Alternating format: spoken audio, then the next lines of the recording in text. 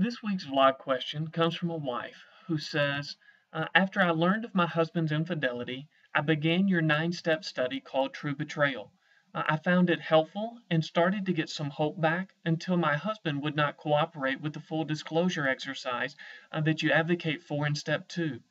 Actually, he will barely answer any of my questions now because he says it will only upset me more. I think he's still lying and hiding his sin. Can your material still help me? And if so, how? I can only imagine the number of questions that are swirling in your mind. But I appreciate the way that you phrased this question because it's one that we hear frequently about these materials.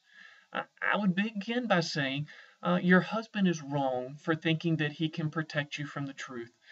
That's like saying that he thinks he can keep you dry in the midst of the ocean. The truth is where we live. It is reality. Truth is not something that we can protect somebody from once we have enacted things that would be hurtful to them.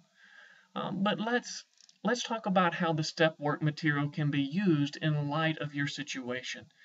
Change is never as neat and as linear as we would like for it to be. Change always has a way of circling back and requiring us to relearn something that we thought we'd already finished or we were past that. But in light of your husband's choices not to cooperate with the full disclosure, this dynamic will be even more pronounced for you. So here's what I think you can expect. Each time new information comes to light about your husband's sin, and it will, you will return to step 2, where we say that that step is acknowledging the specific history and realness of your suffering.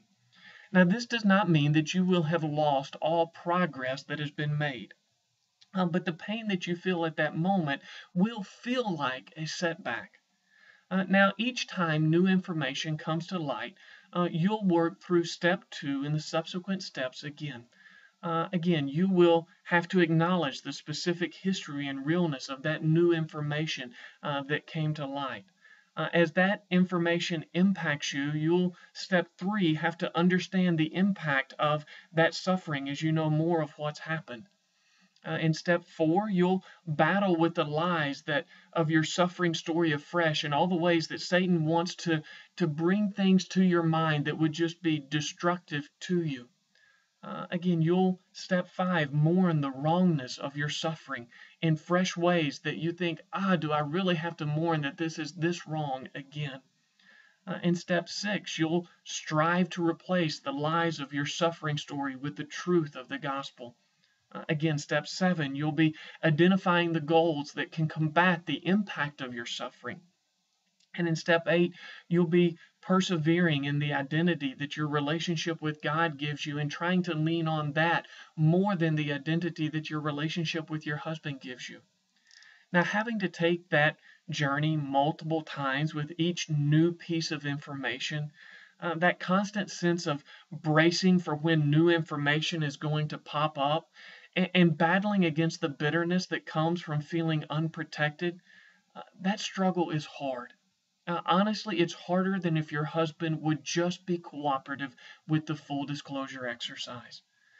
But the basic process of how God offers comfort to us in the midst of our suffering and how he protects us from the lies that Satan would introduce to us through our suffering remain the same, regardless of whether those who are causing our suffering will be cooperative, whether we can do that in one kind of confined moment where we get all of this information at the same time, or whether that information trickles into our life a little bit at a time. Now, I hope this video can be helpful in allowing you to use the True Betrayal resource. In light of your question, I think the section on how trust develops after betrayal in step 7 would be particularly helpful for you. I've also included a couple of links below this video to other resources that I think would be applicable in light of what you're asking. I appreciate your question and will be praying for you and the many people in your situation. Thank you.